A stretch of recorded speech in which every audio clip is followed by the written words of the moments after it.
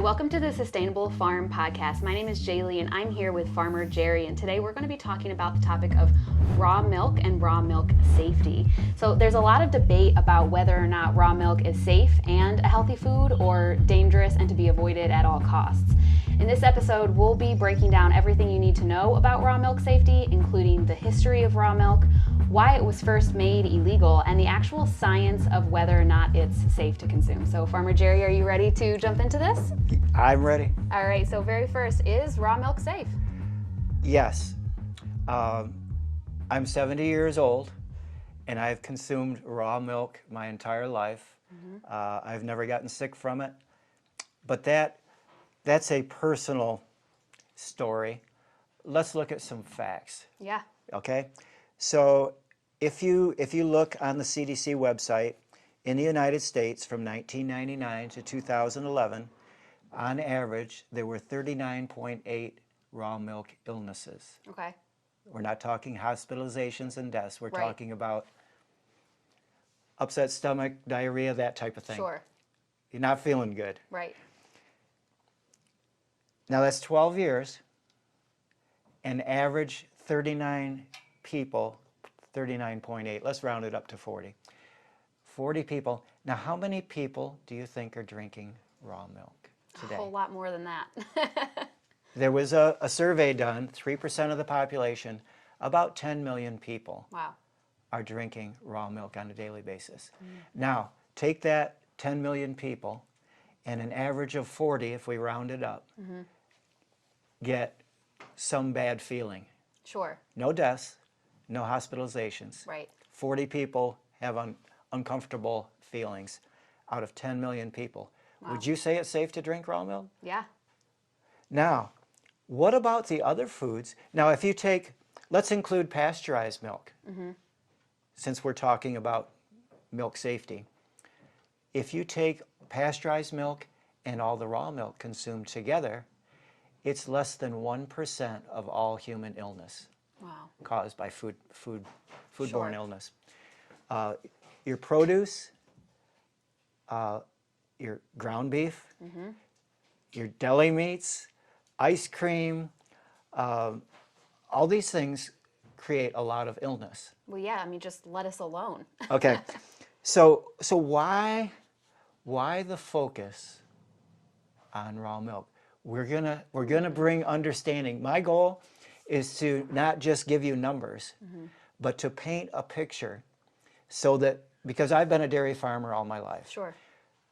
For all you that are listening who are not, you don't have a sphere of reflection from the farm perspective, I want to give you understanding of what's going on. Why do we hear all these warnings about raw milk? If E. coli is in ground beef, and these ground beef are raised in feedlots, why not warn about ground beef or produce? I was going to say I'm very stuck on the lettuce because I get emails because I'm a member at my local grocery store. So anytime there's a recall, I get an email. Yep. I got several last summer for lettuce contamination. Yep. But there's nobody telling us not to eat lettuce. Okay, so we'll get into that, but we're just looking at safety. Milk is not inherently hazardous or dangerous. Right. Actually, it's just the opposite. It is nature's most nearly perfect food. It's a complete food. It has all the nutrition that we need. Now, I was a dairy farmer for 30 years, and I didn't know very much about milk. But in the last 20 years, I've got a very deep education about this because I've had to. Yeah. And milk is compared to blood. The complexity, the nutrients in it, it's a living food.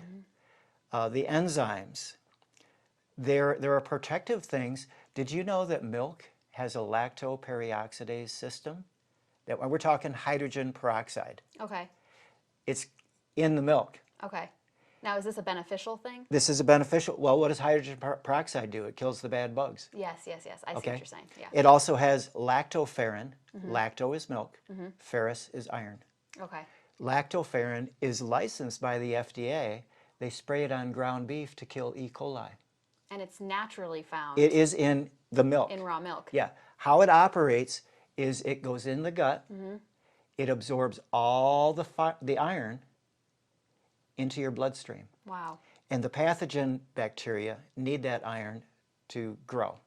Okay. So it starves the pathogens Wow. in your stomach while you're eating Wow. and going about your day. This is in milk, and I didn't know this, and I was a dairy farmer. There are so many beneficial things, good bacteria. I have 7 sons and a daughter, and if they're occupied, I don't have to go bail them out of jail because they're working on the farm doing good things. So what's that have to do with raw milk? When you are loaded with good bacteria, you outcompete the bad bacteria. Yes. You don't have room for problems to develop. Right. Well, and there could be a whole separate episode on just gut health and the way that that's been impacted modern day. So you're saying that by consuming raw milk, you're actually giving yourself an advantage, a leg up in the digestive aspect of things. We haven't even talked about the immune system, okay? Yeah. So the purpose that we eat food is to build strong bodies, Right. so that when the cold comes through, Right. if we're getting the rest and the nutrition that we need, we're resistant to it. Well, and I think people are only just now starting to discover just how true that is, that what we're eating really does impact our health. And what those cows are eating impacts the value of the milk. So, and it impacts the health of the cow. Yeah. So you want healthy cows, and we'll get into this later when we're talking about where to find good raw milk. Right. Okay? So back to the safety. I have had experience with a pathogen found by the officials sampling my milk. And so I did a study. I called Cornell University, the food science lab, to find out how we could avoid having this pathogen. It was Listeria monocytogenes. Yeah. Nobody got sick. And I found out it's ubiquitous. Now, do you know what that word means? I should. I didn't. Tell me. It means it's everywhere. Okay. It's on your skin. Okay. It's in the soil. We all eat a little in our food every day. Okay. If you go and swabbed any salad bar in the United States, you would find Listeria. Okay. So it's part of So life. it was Okay. likely that it would show up. And if anyway. we're eating it a little every day, it has to be sufficient quantity to cause illness. I see. Well, I didn't know what I'd done wrong. And I just assumed, I just believed that God created everything good. Okay? It says that. It was good. Yes. So if I don't mess it up, it's going to work. Right? I like that concept. It's a precautionary principle. Don't try to improve on it. Just do it the way it was Sure. created. And so that was my view up until I got this positive test for Listeria. And then I freaked out It because gave you pause. Wait a second. I've got 8 kids in the house, Sure. and I'm naive because I don't know microbiology. What am I risking my own Right. family's health? So you, as the dairy farmer, you were already a dairy farmer. This is what really set you on the trajectory of saying, wait, I want to make sure I'm really fully understanding everything that's happening here. So I went to the experts for help, and they taught me what I just described. And nobody got sick. Right. So was it a problem? No. I would say no. No. If it's normal. Now, here's the thing.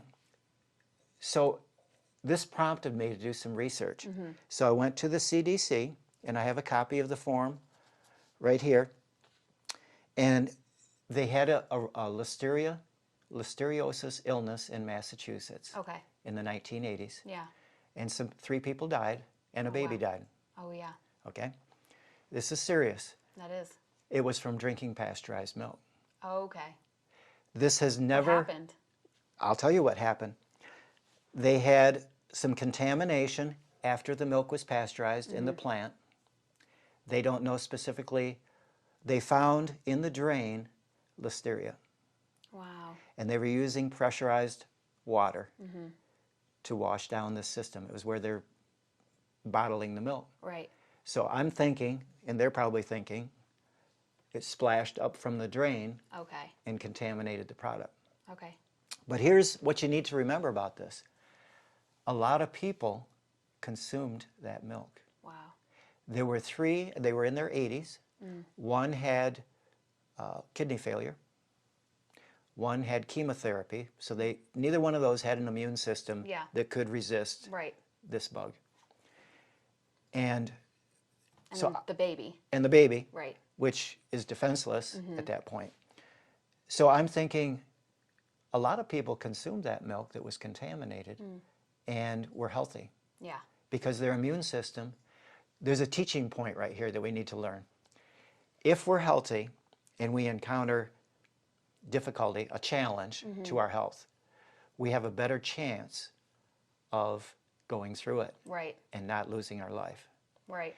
When you're at the end of your life, I just lost my dad 2 years ago. He was 93, strong as an ox, Yeah. sharp as a tack. I mean, he could tell you everything. But we're all going to die from something. Yeah. You know, it might be pneumonia, whatever it is, heart failure. But we don't want to die prematurely. Right. So what he did with his life was very similar. I mean, I'm my dad's boy. So I think the way he taught me, he ate real food. He got lots of exercise. And he stayed away from things that create problems. Right. Right. And it worked for him. And I'm hoping to get another 30 years out of this life. I hope so as well.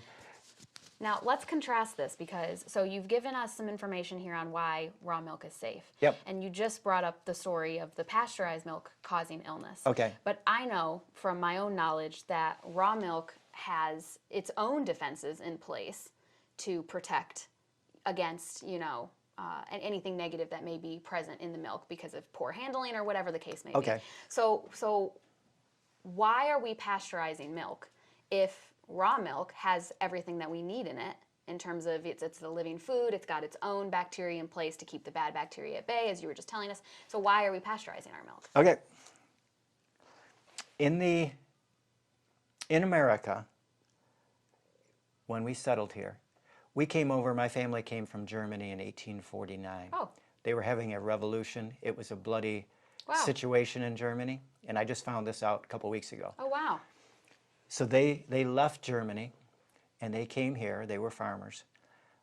When this country was settled, it was an agrarian society. What's that mean? Yep. Everybody was farming. Okay. We're talking sustainable. This is a sustainable farm podcast. Yeah. We were, in the beginning, Yeah. sustainable because we didn't have any choice. Right. You had a garden. Yes. You had a cow. You had chickens. Backyard chickens. You yeah. had a pig that you butchered in the fall. Everybody did. We didn't have transportation. Right. We didn't have electricity. We didn't have running water Sure. unless you plumbed from a spring uphill, which my grandfather did. Yeah. A lot of digging by hand. They didn't have excavators. We didn't have any of It was this. pre-industrial revolution before Right. we really started. Okay. that. So it was a hands on deck, horses. It's amazing what they accomplished. Yeah. I mean, that barn was built in 1907. The one that's still here? Yeah, the one that Wow. we milk cows in this Incredible. morning. And well built, obviously. Yes. So, how did we get into pasteurizing milk? As we got electricity, as the cities grew, all these rural, I mean, there was farmers everywhere. These people were moving to the city. Right. What are they going to eat? Right. Because they don't have the same space or capability to farm as they were whenever You have a dense population. Let's take this tabletop. Right. You know, you build up, and you've got apartments right here, and you got a lot of people. Sure. So there's no room for cows. We got a city. So this really started the bringing in of outside resources. Well, now you've got to transport from the rural areas Yeah. enough milk to the city. Now, the cities in the 1800s, they still had horses. So you got horse manure in the streets. We don't have sewage. Right. We've got a problem. Forget the milk problem. We've got a problem of disease. Oh my gosh. Diphtheria. We had a lot of problems. Yeah. And when you put a lot of people in one area, Yeah. and then you try to bring milk there. They didn't have refrigeration. Sure. They didn't have stainless steel milking machines. They were milking by hand. And sick people milking cows into an open pail. Do you see the picture? Oh yes, and then transporting it through the Put it streets in a with milk manure can, and put it on a train, take it to the city without refrigeration. yeah, You've got contaminated food supply. yeah. So you had an issue. And you had a lot of farms, 5.3 million farms. Now, if you're in the government or in the health industry and you're trying to correct this problem, what are you going to do? You can't go and assign people to inspect every one of those 5.3 million farms. Right. Well, and even so, that's not the entirety of the problem. The farm. There's a whole slew of issues here. Sanitation, you know, plus you had a lot of diseases back then. Right. So it was a bad situation. If you were raising a family, there was a couple of people that were key players in this. Okay. Nathan Strauss, he owned Macy's. Oh. Okay. She just clicked on. She I got that. I've never heard that name before. So he had finance. Okay. He also lost a child, a 2-year-old child, because of this sickness. From drinking the milk. From the milk and just the conditions. Okay. There was a lot of disease, and you had people, milking by hand Right. who are sick, contaminating the milk. Then you have infants and children. Who are susceptible to these A things. lot of the babies didn't live to 2 years old. Yeah. Aw. So this was a serious problem. Yeah. Now, there were 2 solutions. Okay. Pasteurization. Nathan Strauss, he set up pasteurization places in the city, Okay. and he made milk available. He was helping that way. Okay. All right? There was a second person in 1893, Dr. Henry Coit. He wanted to clean up the milk. Okay, one cooked it to kill the bad bugs. Henry Coit wanted to produce good quality fresh milk. Okay. So you have 2 approaches. So he created the Certified Milk Commissions. Okay. This was set up by medical doctors all over the country and around the world. And they had a checklist. The farmers their health was checked. So you had doctors involved. You had a veterinarian Wow. that checked the cows. Checking the animals. And then you had health requirements in the milking environment. Protocols put in place Right. for proper handling. Where we get our inspection report Okay. today Okay. for dairy farms, Henry Coit was behind that. Wow. It made it more expensive. It was a lot more work, a lot more A accountability. lot more time involved. But you know what he did with this milk? He supplied the hospitals for babies who couldn't nurse from their mother. And they were getting the raw milk. They the were getting cleaner raw milk. certified raw milk That's good. that was clean Yeah. and healthy. Yeah. And that was his goal because he was a doctor. He also lost a child Okay. at 2 years of age. Okay. So you have 2 different approaches. Now, if you're in a city,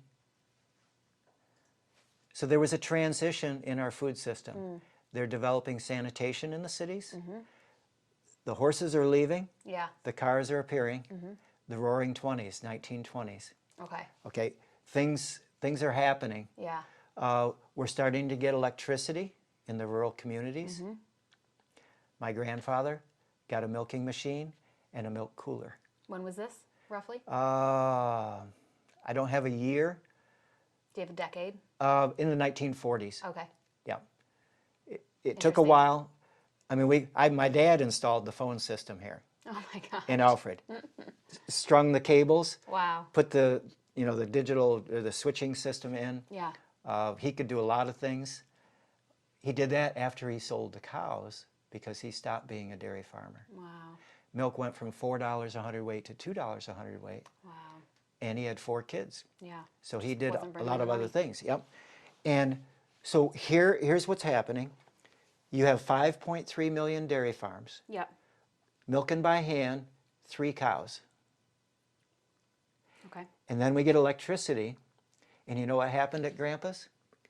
He had 4 boys. My dad was the oldest. Okay. The boys said, now that we've got the milking machine, get more cows. Okay, yeah. Okay, so now the They're dairy producing more farms milk. are increasing in size, Yeah. but there's fewer of them, Yeah. and they're getting milking machines, which are stainless steel, Yeah. and milk coolers. Okay, so if everything from the milking aspect is getting more efficient and safer, then why the big move towards pasteurization? Well, the medical people, Henry Coit was behind clean raw milk. Raw milk, yeah. Right. The easy way to do it was just take all the milk, because if you throw out that bad milk, Yeah. now you've got a loss. Right. Right. And you don't have enough food. So they thought, well, the easiest thing is just to kill the bad bugs. Okay. Okay. So this still went back to, because he had that milk for the babies in the hospital. Right. So even he eventually got to the point where he was like, let's just put it all together and pasteurize it. Well, I have a questionnaire that Dr. Fox, this is your first time seeing this. Yes, it is. So I'm going to talk while you read it. Okay. Dr. Fox did a paper on pasteurization and raw milk right during this time frame. Okay. And these were all highly educated professional people, Yeah. medical doctors and everything. He presented this to He them. presented this to them at a symposium where they were all gathered Yeah. to take a survey. And there was about 79 people that he asked the first question, is pasteurized milk a good milk for babies? Because we had certified milk that they were using specifically for the babies in the hospital. Right. And so 72 people said yes, pasteurized milk is good for the babies. 1 said no. Yeah. Wow. Now, if they're killing the bad bacteria, why would that 1 person say no? Right. And then no answer, there were 6 people that didn't answer that question. So we have 4 questions. I'm going to go through them real quick. Number 2, do you consider certified milk to be more suitable for infants and growing children than pasteurized grade A milk? 13 said yes. Certified raw milk is better than pasteurized milk. Right. 41 said no. Wow. 25 didn't answer. Now, is this clear cut? Were they all in the same camp? No. It was divided, wasn't it? Yes, and even from question 1 to question 2, it's divided. Yeah. So the third question, does raw milk have greater nutritive value in infant feeding than pasteurized? 12 said yes. And 42 said no. 42 said no. Wow. 25 didn't answer. And then the last one, do you think certified milk should be pasteurized? And if so, what should be the extent of the heat treatment? 55 said yes. Wow. 10 said no. 14 didn't answer. So you have a division among the experts. Yeah. What's the best thing to do? Should it be pasteurized, or is certified raw milk the way to go? Right. And some of those are going to argue about this. Yes. Yeah. And I believe the issue was the nutritional value. Yeah, I was just thinking that. So, you're getting a lot of new I information. know, this is great. Here's a chart for you. Okay. Maybe you can explain what that chart is about, the nutrients. Yeah, so I'll just run through this. So for the nutrients and the immune factors, we're talking about beneficial enzymes, diverse probiotics, lactase-producing bacteria, healthy fats, proteins, bioavailable vitamins, bioavailable calcium, bioavailable phosphorus, and a couple other things as well. And this is comparing both raw human milk, raw goat milk or cow milk, pasteurized goat milk or cow milk, pasteurized almond milk, and pasteurized soy milk. So across the board for raw human milk and raw goat or cow milk, all of those are active. So all of those are present. Beneficial enzymes, probiotics, proteins, vitamins, calcium, phosphorus, active across the board in all of the raw milk. And then when you get to the pasteurized goat or cow milk, inactive, destroyed, damaged, reduced, inhibited, destroyed. And then for pasteurized almond milk, across the board, it's either damaged or it's listed as none because it isn't present in the first place. Okay. So, what is our purpose when we choose our food? What are we looking for? Nutrients. We are trying to feed our bodies and give our bodies energy and everything that they need to be strong and productive. Okay. So this questionnaire, I've spent a lot of time, you just saw it just right now for the first time, but it's a very interesting questionnaire. Yeah, it is. Because you don't have any statements from these experts, why they say what they say. But you see a diverse, they're all over the board. Some of them are strong towards pasteurization, but there's a lot of them that are against it, Yeah. and a lot of them that vary. And some that are not even sure. And it speaks to the time period that this happened because, you know, the information that we have readily at our fingertips about it now, obviously, was being debated and figured out at the time. Okay, so here's what the result was. By and large, all of the cities adopted pasteurization. Mm-hmm. Now, if you're in a rural community, like where I live in Alfred, if you're a customer of the farm, Sunny Cove Farm, you know the farm. Yeah. You know the farmer. You know the cows. Yeah. You know what they're fed. You see the buildings. You see it all. There's a community aspect. I know you. I trust you. Okay. Yeah. So in some other books that I read, I went back to the 1910 and 1929s to see what was going on so that I could share this with people. Yeah. Because we need to understand how it developed Yeah. and how we got here. And what took place was there was a resistance by the rural community against pasteurization. They knew the farm, they knew the milk, they were very pleased with the taste of the milk. We haven't even touched on taste yet. Yeah. There is no comparison. The first time I went to Florida, I stopped at the state line and they gave away fresh squeezed orange juice. And when people come and they haven't consumed raw milk before, they say, well, what does it taste like? I tell them that story. Because I had never tasted real orange juice until I went there. And my taste buds did a cartwheel. Because I always had to concentrate. And so anybody that gets raw milk, the flavor, the taste, just wins them over. Yeah. So you have resistance in the rural communities. They don't want the pasteurizing. Yeah. But really, they don't need it. Because in another book I read, when people can no longer establish that community relationship with the source of their food, in other words, if you're a city dweller and you don't know what farm that came from, you don't know anything about it. Yeah. It's just in a container. It is the government's responsibility to step in and stop fraud and protect human health. Be the middleman. Yeah. We need somebody. Yeah. Otherwise, you have bad players and no accountability. So we have two different approaches to our milk situation. One was to pasteurize it. One was to make it clean. Yeah. And those lived in agreement for many years. For a long time. Yeah. You could get certified raw milk. It was more expensive. Sure. But you knew the conditions that it was produced under. Or you could get the pasteurized milk. Right.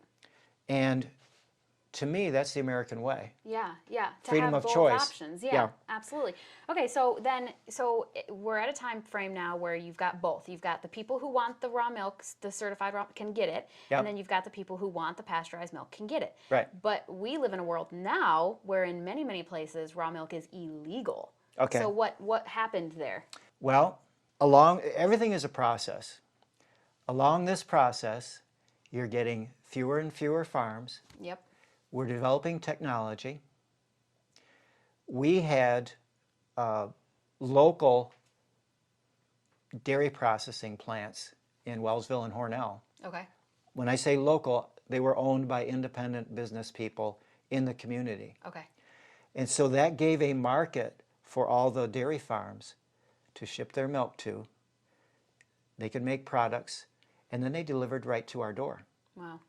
And you could get eggs too, and butter and sour cream. So every business model goes through,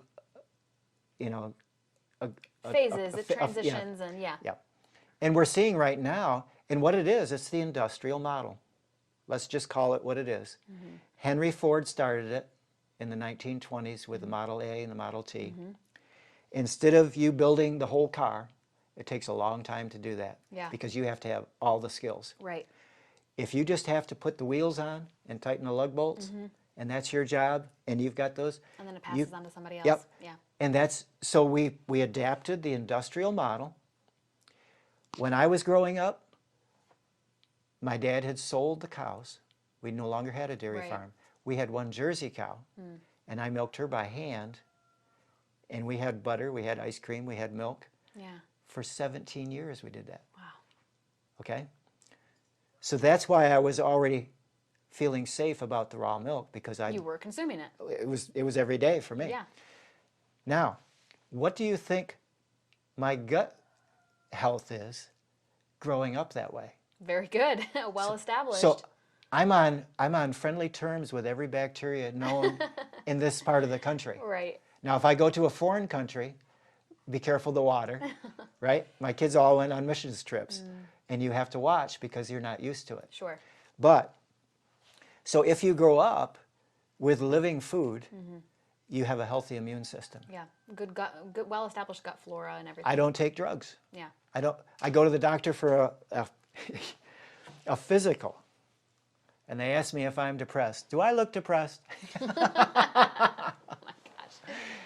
Well, okay, so I'm still not understanding why it's illegal. Because if it's good for us, then why is it illegal? Okay, so in the industrial model, if you're my competitor, yeah. okay, I mentioned 2 small local dairies. Yes. They got bought out.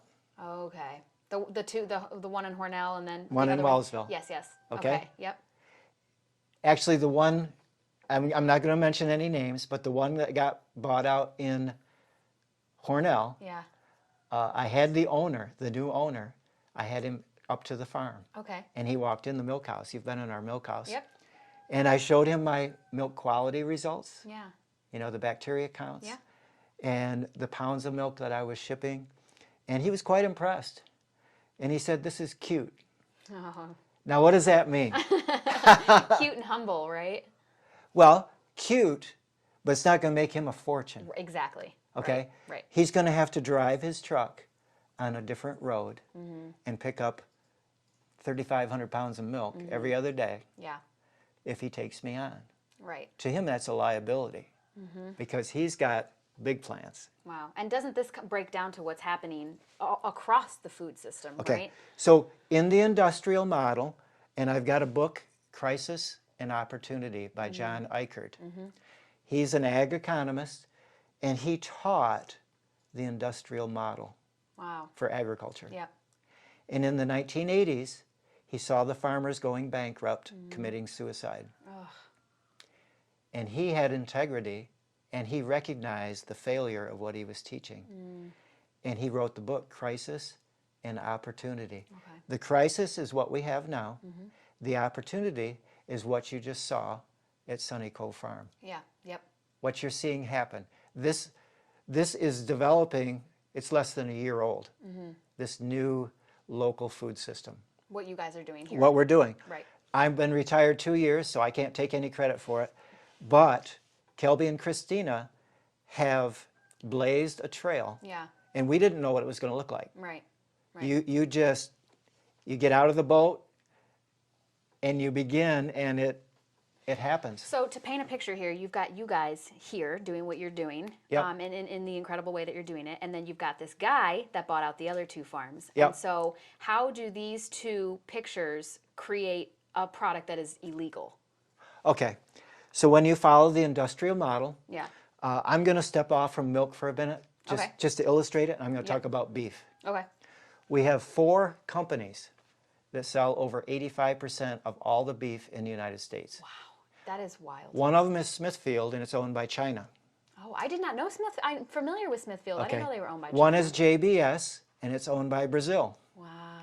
So that leaves 2 American-owned companies. So when you have 4 beef, so we just went through COVID. Let me show you what the industrial model does when you reach crisis. So you got 4 businesses. They run these huge processing plants.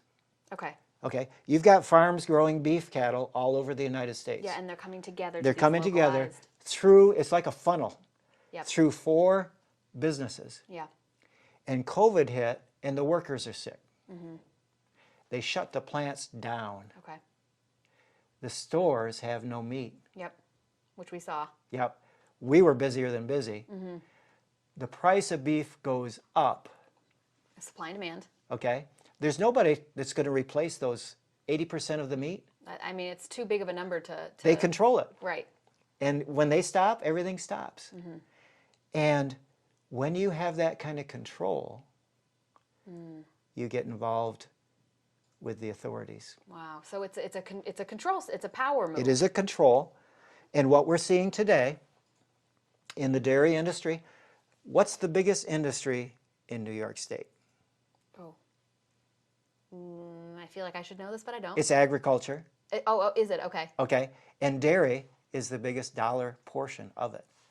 So we are talking, and every dairy farmer that's in business, the dollars that he takes in have a multiplier of 7 for the local economy. Wow, okay. So the dairy farms are the roots of our U.S. economy. They buy at the hardware store, the veterinarian, they buy feed, they buy supplies, they employ people, machinery. They're the wealth creators, and they're disappearing. And what's happened in the last 2 years is there is no market that's viable for small family farms.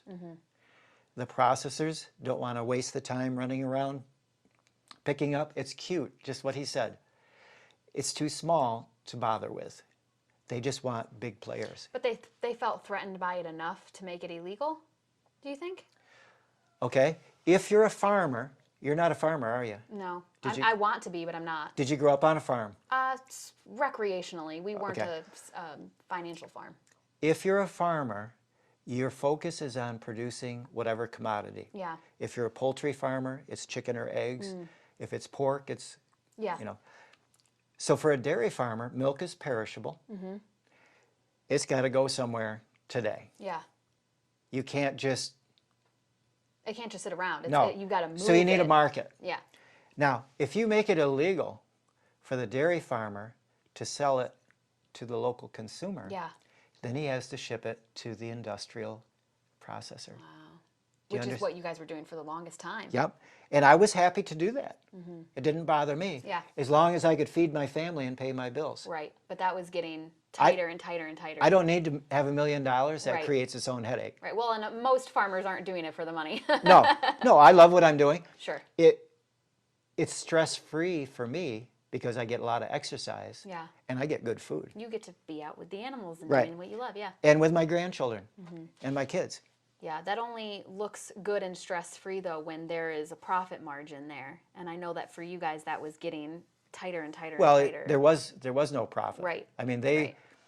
it was getting to the point where the industrial model was charging the farmer to pick up the milk and transport it to the processor. Wow. So really, raw milk history is being made right now because this situation's been created. The board has been set in such a way where the raw milk farmers can't function the way that the dairy farmers, I don't want to say raw milk farmers, are selling their milk to be pasteurized, but they're making so little money on it now that you guys are a great example of standing back and saying, wait a second, this is no longer working. So we're finding ourselves going backwards where now you guys are selling direct to consumer raw milk again. In the last 20 years, there were 2 years where dairy farmers made a profit. Wow. In the last 20 years. That's crazy. I have a sheet from Cornell that says they're committing suicide. And so when the milk check letters went out to the dairy farmers, they had this sheet in there. Do's and don'ts when you're under stress. Yeah. Get enough sleep, test your feed, test all these things to do to manage the business well. have the family get off-farm jobs. This is recommended procedure to stay in business, is have the family get off-farm jobs. To stay in business under that model. This, I'm just telling you, Right. this is what farmers are experiencing. Wow. Yeah. Jeez. All right, so do you have any advice then? So because there are more and more direct-to-consumer raw milk dairies are popping up now, Yep. right? Because of the situation that you've just painted for us. So what are your recommendations for somebody who wants to start consuming raw milk? They want to make sure that they're consuming a safe product, you know. How do they get in contact? How do they find a farm in their area? I ask people that show up at our farm, how did you find us? Yeah. I mean, these people God. are coming. Yeah. You would not believe the license plates. Yeah. Ontario, Canada. Wow. Yeah, one week I had 3 different families from Canada. Anyway, they go to realmilk.com. Okay, so there are websites good. that list them. Then you want to go to the farm. This family from Canada, I'll give you a personal experience. This was 2 weeks ago. He was born in Germany. His wife was born in Hungary. They live in Canada now. And I was filling their containers with milk. And his question was, has anybody ever gotten sick? Fair question for somebody This who is what we're talking about. Exactly. Okay? Now, that question is needed to be asked when you're finding a source for raw milk. Yes. Yep. So how do you source good, clean, raw milk? First, you have to go to the farm. So go to Real Milk. Let's say you get 5 farms or 10 farms in your state. Then you need to go and you need to see and you need to understand what you're looking at and ask questions. Now, when people come into my barn, I'm retired now, so I give tours all the time. Yeah. I mean, that's my job. Yeah. Any question is a good question. Absolutely. Because if you don't know the answer, somebody needs to teach you. Right. And that's my job because I've lived on a farm. Absolutely. So I just try to make them feel comfortable and say, give me the questions. Right. Well, and I think I can even speak to this because I found you guys on Google. Yep. I went through my own health journey and decided I wanted to consume raw milk. And so I went online to Google and I literally typed in raw milk in our area and you guys popped up. So I sent an email. You guys have an email, contact us on your website. I sent an email. I'm pretty sure it was Christina that responded to me. And I said, I'm interested in consuming raw milk. Can you give me some information about your farm? And then she invited me to come out and see it. And I brought my parents because they were not sold. I have a little niece and nephew, and my mom used to work for quality control for one of the major grocery store chains in our area. So she was like, absolutely not. I said, just come and see it. And so we came, and I remember we came onto the property, we saw the big barn, and you came strolling out of it, and you came right up to us and introduced yourself. And if I recall correctly, I think my mom was pretty direct with you about the fact that she was concerned, and you just happy as a clam. Any questions? We can talk about whatever you want to talk about, and it's that kind of transparency that we are so greatly missing in America, because when you go to the grocery store, the milk, the pasteurized, whether it's pasteurized or not, it's coming from how many different cows into, one big tank from all different areas. There's just no information. So I think personally, if you are interested in raw milk and you're wanting to start consuming it, but you're nervous, find a farm that is just as transparent as you were with us. Yep. Because nothing, no secrets, nothing's hidden. We're not being, deceitful about anything. You guys were just this is what we've got going on.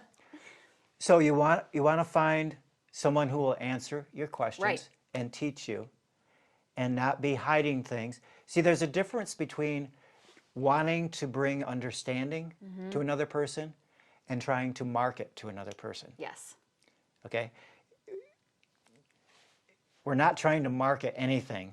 We're trying to teach the truth and bring understanding. Hopefully, as you listen to this, you can see how things were very gradually. I mean, everybody had their own food. Yeah. When we started this country, Yeah. everybody, we had a garden right behind the store. Don't you still have a garden right We behind we the store? do. It's nothing like what we had. Oh, wow, really? I shelled peas. I snapped beans. We put up all of our vegetables in that garden. Wow. We dug potatoes, fresh pea and potato soup. Oh my gosh. Simpler times. Not easier times, but simpler times. Well, the family was working Right. together. We put the string out. We made the rows. We planted the seeds. We harvested. We canned.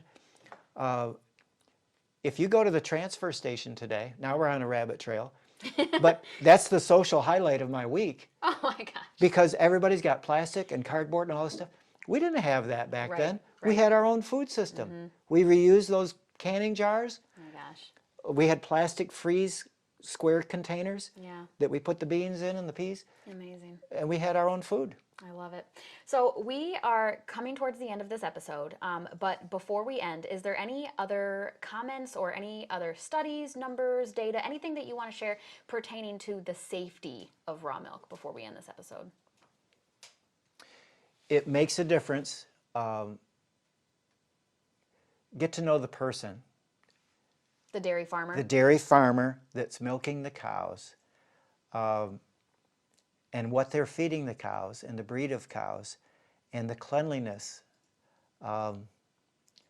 I was going to say the cleanliness because when you took us on our tour, you took us right into the bulk tank room. Yep. And you showed us this is where the milk goes. Yep. And you explained to us the mechanism behind it. And I know Christina on your all's Sunny Cove Instagram, she has also shared the path the milk takes. Yep. And she was very transparent about that. Okay, so safety. Oh my goodness, I'm just going to paraphrase it, but I've got it from one of the books from 1929. The best milk that you can get is it's right the way that it comes from the cow. Yeah. Okay, so forget the transportation, forget the processing.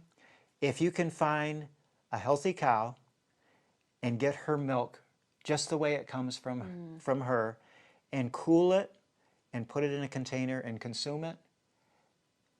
Because here's what happens. Every time you commingle this farm and this farm and this farm, you're increasing the bacterial load. Yeah. More chance of cross-contamination. We milked the cows this morning. Yeah. The milk was jugged.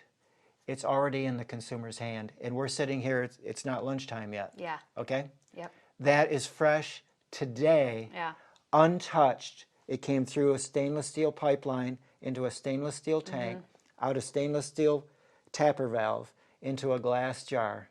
Straight to the consumer. The only way you could get any more direct to consumer is if the consumer came and milked the cow And themselves. you guys are welcome to come and milk the cows. I'm I serious. haven't got to do that yet, but I want to. I've never milked a cow before. We're looking for interns. You can do that. But that's what you want, because otherwise you really don't know what's in the food that you're eating. You don't. And it's not even from one specific source. It's very questionable. When I say questionable, it's unknown. Yeah. I don't mean that in a negative way, but you just have no idea. It's factual. Right. And in the books that I read, the more handling, the more contamination takes Absolutely. place. Yeah. So, I mean, go ahead. Now, pasteurization is not completely safe. No. Some of the outbreaks were huge, 200,000 people. If you find a local source, if you're my customer and we have 45 cows, if we have a problem, we're going to know about it today. Right. Right Okay. away.